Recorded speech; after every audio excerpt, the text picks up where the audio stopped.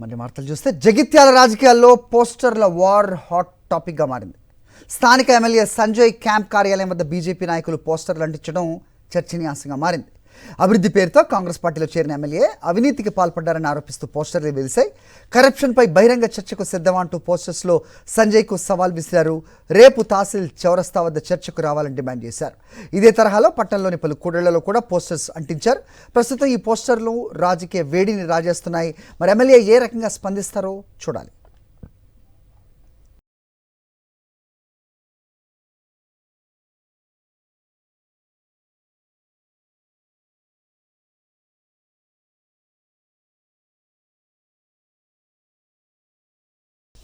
సాయంత్రం 4:30 గాంధీ భవన్లో పిఎస్సి సమావేశం జరగనుంది. ఈ భేటీకి CM Revanth Reddy, party incharge Meenakshi Natarajan హాజరు కానున్నారు. పిఎస్సి అడ్వైజరీ కమిటీలకు సైతం ఆహ్వానించారు.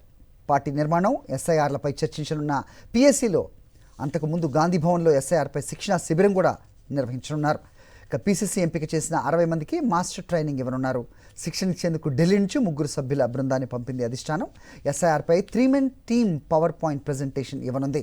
ఇక్కడ శిక్షణ పొందిన మాస్టర్ ట్రైనింగ్ టీం సభ్యులు నియోజకవర్గాల్లో బూత్ లెవెల్ ఏజెంట్లకు శిక్షణ ఇస్తారు.